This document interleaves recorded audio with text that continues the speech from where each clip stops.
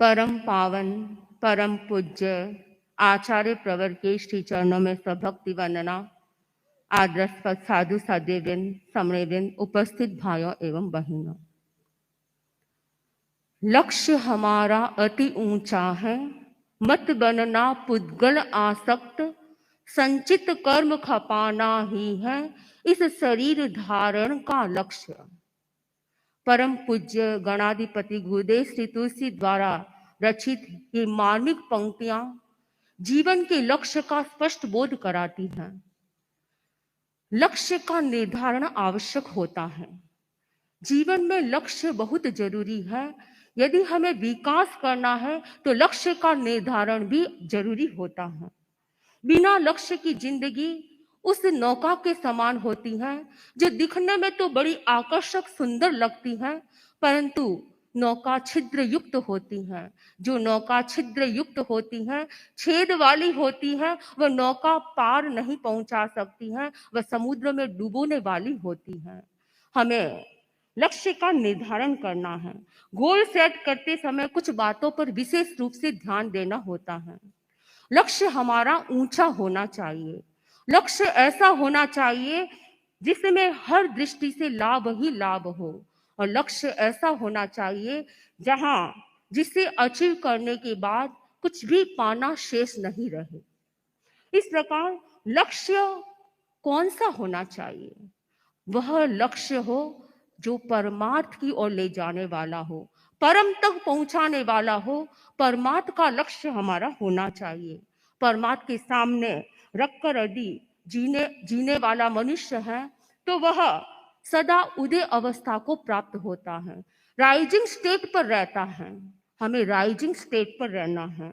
इसी आधार पर ठाणम में 4 प्रकार के व्यक्तित्वों की चर्चा की गई है। पहला है उदितोदित, दूसरा उदित अस्तमित, तीसरा अस्तमित उदित, और चौथा है अस्तमित अस्तमित। सबसे पहली बात कही है उदितोदित। कुछ मनुष्य उदितोदित होते हैं, यानी way from the beginning till the end, आरंभ से लेकर अंत तक उदित ही रहते हैं, उदयावस्था में ही रहते हैं। जीवन भर उनका सितारा चमकता रहता है, वे कभी अस्त नहीं होते हैं। सदाबहार फूल होता है जो सदा विकस्वर रहता है, वैसे ही सदाबहार फूल की भांति उनका जीवन विकस्वर रहता है। हम आगम की आधार पर देख सकते हैं तो उदितोदित व्यक्तित्व का उदाहरण दिया गया है भरत चक्रवर्ती थे। उनका जीवन प्रारंभ से लेकर अंत तक उदितोदित रहा। वे भगवान ऋषभ के बड़े पुत्र थे। उन्होंने बहुत विशाल साम्राज्य पर विजय प्राप्त की। वे 6 खंडों के अधिपति थे। उनके पास कोई कमी नहीं, इतना अपार अद्भुत साम्राज्य था उनके पास, और लंबे काल तक शासन किया। परंतु कहा जाता है कि वे कभी सुविधावादी नहीं बने। उनको कभी सुविधावाद छू नहीं पाया, कभी वे सुविधावाद की धारा में बहे नहीं। इसलिए कहा गया कि वे जीवन में सदा उदित रहे। उनके जीवन में संयम की साधना उत्कृष्ट थी, और संयम की साधना जिसके जीवन में उत्कृष्ट होती है वह अंत तक उदित रहता है। दूसरी श्रेणी बताई गई उदित अस्तमित। कुछ व्यक्ति ऐसे होते हैं जो जन्म के समय में तो प्रारंभ काल में तो उदय अवस्था में रहते हैं, परंतु अंत समय उनका अस्त होता है। उनका सितारा प्रारंभ में तो चमकता है लेकिन अंत में अस्त हो जाता है। कुछ ऐसे व्यक्ति होते हैं जो अपने आचार व्यवहार में जन्म से तो बहुत संपन्न होते हैं, अच्छा जीवन जीते हैं, परंतु जैसे जैसे जीवन बीतता जाता है वे अस्तता की ओर चले जाते हैं। सब कुछ उनका घटता जाता है। आगमकार ने इस संदर्भ में उदाहरण दिया है ब्रह्मवत चक्रवर्ती का। ब्रह्मदत्त चक्रवर्ती जिनका जीवन प्रारंभ में उदय काल में रहा। उन्होंने 6 खंडों पर आधिपत्य किया और शक्तिशाली पराक्रमी थे, परंतु उनका अंत उदय अवस्था में नहीं रहा, अस्त अवस्था में रहा, क्योंकि धीरे धीरे वे सुखवादी अवस्था में चले गए। सुख भोग में वे लीन हो गए और भोगों में जहां आसक्ति होती है उसका जीवन कभी उदयवान नहीं रह सकता है, अस्तता की ओर चला जाता है। सुखवादी जीवन शैली व्यक्ति को अस्त बना देती है। उसका आचरण, उसका चिंतन, उसका व्यवहार सारे अस्तता की ओर चले जाते हैं। और ऐसा ही ब्रह्मदत्त चक्रवर्ती के साथ हुआ। मृत्यु उनकी दुखद अवस्था में हुई। कहा जाता है कि जीवन के अंतिम 16 वर्षों में उन्होंने रौद्र ध्यान किया और ऐसे क्रूर परिणामों में वे मरे। उसके कारण वे 7वीं नरक में उत्पन्न हुए। यानी उनका जीवन प्रारंभ काल में उदय अवस्था में था, लेकिन अंत उनका अस्त अवस्था में हुआ। व्यक्तित्व का तीसरा प्रकार बताया गया, अस्त उदित। प्रारंभ में कोई व्यक्ति अस्त होता है, उनका जन्म इतना अच्छा नहीं होता है, अच्छे क्षेत्र में अच्छी जगह नहीं होता है और इतने पराक्रमी नहीं होते हैं, परंतु उनका अंत अच्छा होता है, आगे का जीवन उनका अच्छा होता है। ऐसे मनुष्य होते हैं, वे अपने कर्तृत्व से महान बन जाते हैं। वे ऐसे पुरुषार्थ के द्वारा अपने जीवन को महान बना लेते हैं। इसमें उदाहरण दिया गया हरिकेश बल का। हरिकेश बल जाति से चंडाल थे। उनका जन्म चंडाल के परिवार में हुआ और वे इस रूप से बड़े कुरूप थे, अत्यंत कुरूप थे। और कहा जाता है कि प्रारंभिक काल में तो वे कुरूप तो थे ही, साथ में उनके भीतर में बहुत कषाय तीव्र थे, क्रोध बहुत अधिक आता था। और जहां पर कुरूपता भी हो और कटुभाषी थे वे, तो जहां 2 अवगुण थे, इसके कारण वे हमेशा अपमान को प्राप्त करते रहे।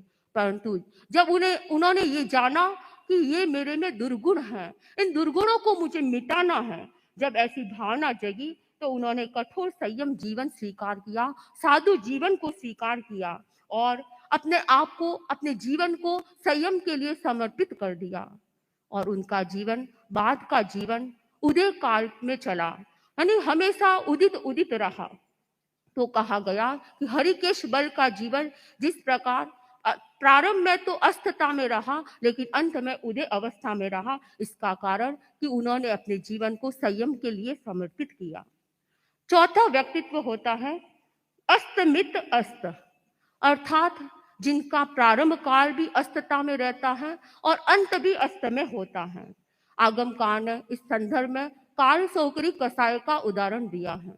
कालसोकरी कसाई था जिसका जीवन प्रारंभ में भी अस्तता में रहा और अंत भी अस्त में हुआ, क्योंकि उन्होंने हमेशा हिंसा का जीवन जिया, क्रूरता का जीवन जिया।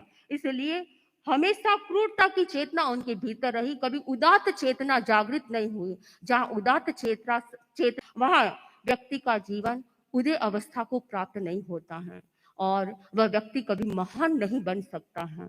इसलिए ये 4 प्रकार के लोगों के आधार पर 4 श्रेणियों का निर्माण हुआ। हमें ये देखना इन 4 श्रेणियों में सबसे उत्तम श्रेणी कौन सी है। सबसे उत्तम श्रेणी, प्रथम श्रेणी जो उदितोदित अवस्था है, और तीसरी श्रेणी जो प्रारंभ में तो अस्त अवस्था लेकिन बाद में उदय अवस्था। तो ये दूसरे नंबर पर दी जा सकती हैं। तो हमें कैसा बनना है? हमें उदितोदित रहना है। हमारा जीवन प्रारंभ से लेकर अंत तक हमेशा उदय अवस्था में रहे। तो इसके लिए क्या रहस्य है? ऐसे कौन से रहस्य हैं जिनके माध्यम से हम हमेशा उदित रह सकते हैं? तो पहला रहस्य बताया गया, आंतरिक सजगता। जो व्यक्ति अवेयरनेस रखता है, जागरूक रहता है, अपने आत्मा के प्रति जागरूक रहता है, वह हमेशा उदय अवस्था को प्राप्त होता है। दूसरी बात, संयम के प्रति निष्ठा। जिसकी संयममय जीवन शैली होती है वह हमेशा उदय को प्राप्त होता है। और तीसरी बात, जो परम को पाने की तीव्र अभिलाषा रखता है, भावना रखता है, वह व्यक्ति उदय अवस्था को प्राप्त होता है। पहली बात कही, सजगता। हमारी सजगता आत्मा के प्रति बढ़ती जाए। जब हम सोल कॉन्शियस बन जाते हैं, आत्मा के प्रति जागरूक बन जाते हैं, तो हमारे भीतर अनेक गुण निवास करने लगते हैं। हमारे भीतर अहिंसा की चेतना विकसित होती है, करुणा मैत्री की भावना विकसित होती है। व्यक्ति प्रामाणिक होता है, सदाचार का जीवन जीता है। तो उनके भीतर में इन व्यवहारिक गुणों को देखा जा सकता है। जो व्यक्ति सदा अपनी आत्मा के प्रति जागरूक रहता है। वह कभी उदित उदित ही रहता है, कभी अस्त नहीं होता है। जो व्यक्ति ऐसा जीवन जीता है वह शुभ करने के द्वारा मोहनीय कर्म को हल्का कर देता है, मोहनीय कर्म को क्षय करने की दिशा में अग्रसर हो जाता है। तो अशुभ कर्म, पाप कर्म का उदय आते आते रुक जाता है और वह प्रबल पुण्य का उदय उसके जीवन में आ जाता है, वह पुण्याई को भोगता है। भरत चक्रवर्ती जो कि संयमित जीवन शैली वाला था, वह हमेशा आत्मा के प्रति जागरूक था, अनासक्त चेतना उसके भीतर विकसित थी। एटीट्यूड ऑफ डिटैचमेंट जिसके भीतर जागृत हो जाए, वह व्यक्ति संसार के कार्यों को करते हुए भी, अपने कर्तव्यों का निर्वाह करते हुए भी आत्मा के प्रति जागरूक रहता है, वह हमेशा उदित रहता है। परम पूज्य आचार्य श्री तुलसी ने अध्यात्म पदावली में लिखा है, जल में रहकर भी कमल रहता है निर्लिप्त, वैसे निर्मल चेतना अनासक्ति आदित्य। अर्थात जैसे जल होता है, जल में कमल पैदा होता है, कीचड़ में वो रहता है परंतु उससे निर्लिप्त रहता है, वैसे ही जो व्यक्ति अनासक्त होता है वह संसार में रहते हुए, गृहस्थ अवस्था में रहते हुए भी वह निर्लिप्त रहने का प्रयास करता है। जो भी ऐश्वर्य, सत्ता, नाम, ख्याति होती है, उसे जो मिली होती है उससे वह अटैच नहीं होता है, और जो व्यक्ति उनसे डिटैच हो जाता है वही कर्मों के बंधन से बच सकता है और अपनी आत्मा को उन्नति की दिशा में ले जा सकता है। भरत जैसी अनासक्ति दुर्लभ होती है। इतनी अनासक्ति, कितना विराट साम्राज्य उसके पास था, 6 खंडों का अधिपति था, कोई कमी नहीं थी, परंतु फिर भी इतने अनासक्त।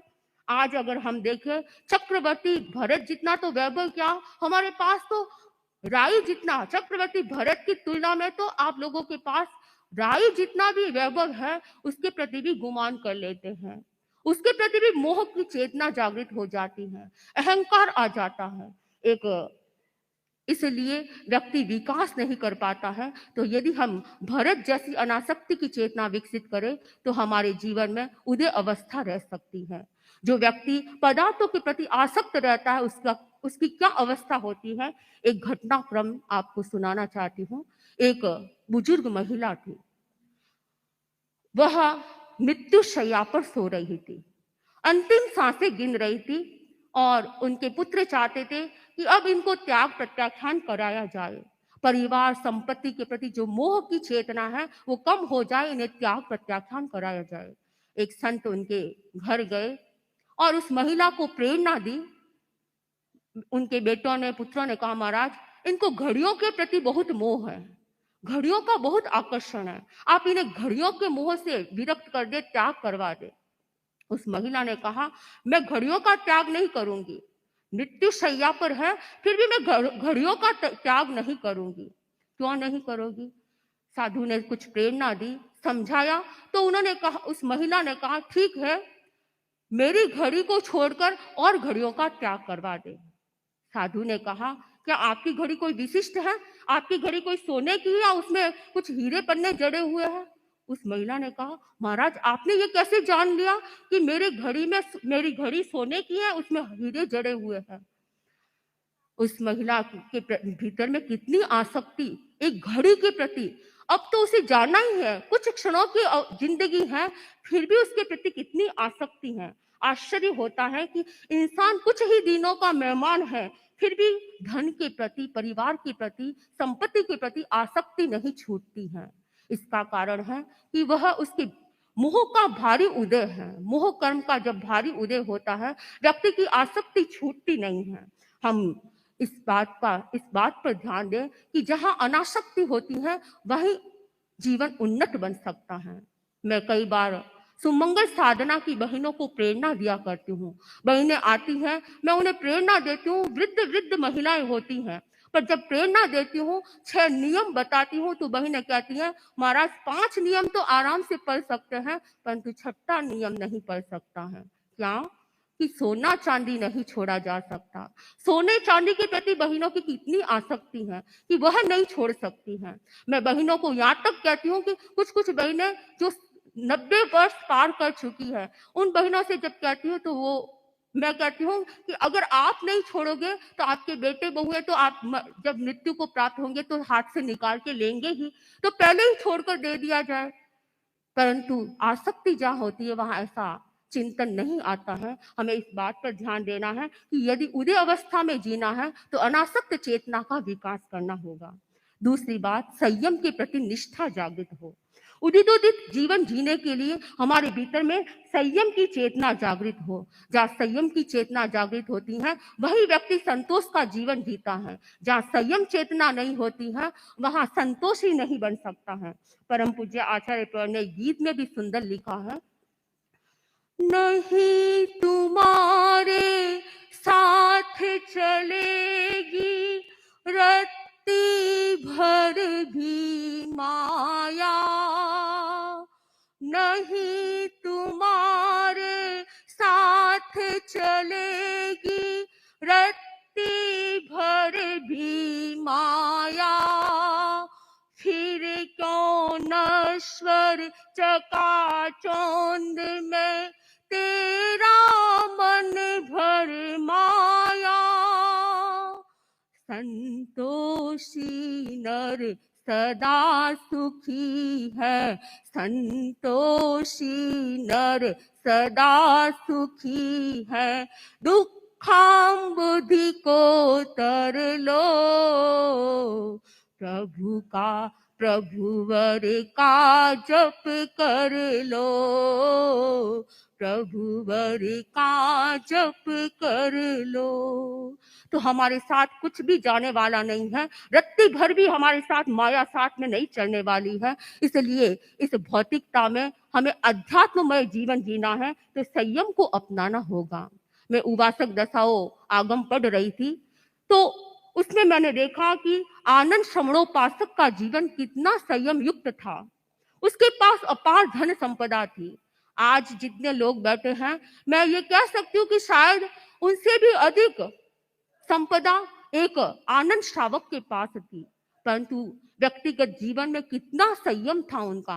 कहा जाता, आगम में लिखा हुआ है कि आभूषण सोने चांदी की अपार संपदा उनके पास, परंतु इतना संयम कि केवल एक जोड़ी कुंडल और एक नामांकित अंगूठी के अलावा पूर्ण रूप से सोने चांदी का त्याग कर दिया, आभूषणों का त्याग कर दिया और एक सूती वस्त्र, एक सूती ड्रेस के अलावा सारी ड्रेस का त्याग कर लिया। तो ऐसी चेतना किसके भीतर जागृत हो सकती है? वही जो मूर्छा को त्याग लेता है, पदार्थ के प्रति, व्यक्ति के प्रति जो मूर्छा है उसका त्याग कर लेता है, वही संयम युक्त जीवन शैली जी सकता है। हमें इस बात पर ध्यान देना है कि जीवन धन से नहीं, त्याग संयम से संवरता है। जो त्याग संयम की चेतना को विकसित करता है वह हमेशा उदय अवस्था को प्राप्त होता है, वह कभी अस्त नहीं होता है। हमें आनंद का जीवन जैसे उदितोदित था वैसे ही एक ऐसे श्रवणोपासक बनना है जिसका जीवन उदितोदित रह सकता है। तीसरी बात है परम को पाने की चाह। वह व्यक्ति उदितोदित रह सकता है। परम अर्थात मोक्ष को पाने की अभिलाषा। महाभारत में कहा गया, ए मुक्तस्तु कृष्णेन कुंती पुत्रो धनंजयः अयुध्यमानं संग्रामे वरयामास केशवम। अर्थात महाभारत का युद्ध हुआ तो जब युद्ध होने से पहले कृष्ण के पास अर्जुन और दुर्योधन गए और निवेदन किया कि हमें युद्ध में सहायता प्रदान करे। श्री कृष्ण ने कहा कि मेरे पास दो वस्तुएं हैं, एक तो चतुरंगिनी सेना और दूसरा मैं स्वयं निहत्ता निशस्त्र कुछ भी नहीं करने वाला युद्ध में। इन दोनों में से जो चाहिए तुम ले सकते हो। दुर्योधन ने क्या स्वीकार किया? चतुरंगिनी सेना को स्वीकार किया, परंतु अर्जुन ने श्री कृष्ण को मांगा और विजय किसकी हुई? जिन्होंने श्री कृष्ण को मांगा था। हम यदि इस बात पर ध्यान दें तो श्री कृष्ण को आत्मा के प्रतीक के रूप में समझे और चतुरंगिनी सेना को यदि हम सांसारिक सुख वैभव के रूप में देखें तो जिसकी चाह आत्मा को पाने की होती है वह व्यक्ति निरंतर उदितोदित रहता है, वह उदय अवस्था को प्राप्त होता है और जिसकी सांसारिक वैभव को प्राप्त करने की इच्छा रहती है, उसकी चाह रहती है, वह हमेशा अस्त हो जाता है, अपने जीवन में कभी उदय अवस्था को प्राप्त नहीं कर पाता है। हमें अपने जीवन में प्रेरणा ले कि हम सदैव उदय अवस्था को प्राप्त करें। तो इसके लिए आत्मा के प्रति सजग रहे, अनासक्ति की चेतना को विकसित करे, संयम निष्ठा को बढ़ाए और चौथी बात मोक्ष की अभिलाषा रखे और परम को प्राप्त करने की अभिलाषा रखे। हम परम पूज्य आचार्य प्रेय के जीवन को देखें, जो हमेशा उदितोदित रहते हैं। संयम निष्ठा, संयम की चेतना इतनी विकसित है कि हमें प्रेरणा लेनी चाहिए कि किस प्रकार हमारा जीवन उदय अवस्था को प्राप्त हो सकता है। कल ही परम पूज्य आचार्य ने फरमाया कि हमें पूर्व जन्म की बात पर चिंतन करना कोई खास बात नहीं है, परंतु पुनर्जन्म का अवश्य चिंतन करें कि मेरा पुनर्जन्म कैसे अच्छा हो सकता है। तो परम पूज्य आचार्य ने आप लोगों को प्रेरणा दी कि हम हमारे पुनर्जन्म को कैसे अच्छा बना सकते हैं। तो जो व्यक्ति 18 पापों से विरत होता है, 18 पापों से विरति की साधना जो करता है, वह व्यक्ति पुनर्जन्म को अच्छा बना सकता है। जो पुनर्जन्म को अच्छा बना लेता है वह हमेशा उदय अवस्था को प्राप्त होता है। आज के दिन मैं परम पूज्य आचार्य प्रेय से यही आशीर्वाद चाहती हूँ कि मेरा भी जीवन हमेशा उदय अवस्था को प्राप्त होता रहे। मैं अपने जीवन में संयम की चेतना को विकसित करती रहूं और संघ सेवा में योगभूत बनती रहूं। इन्हीं भावों के साथ ओम अरहत।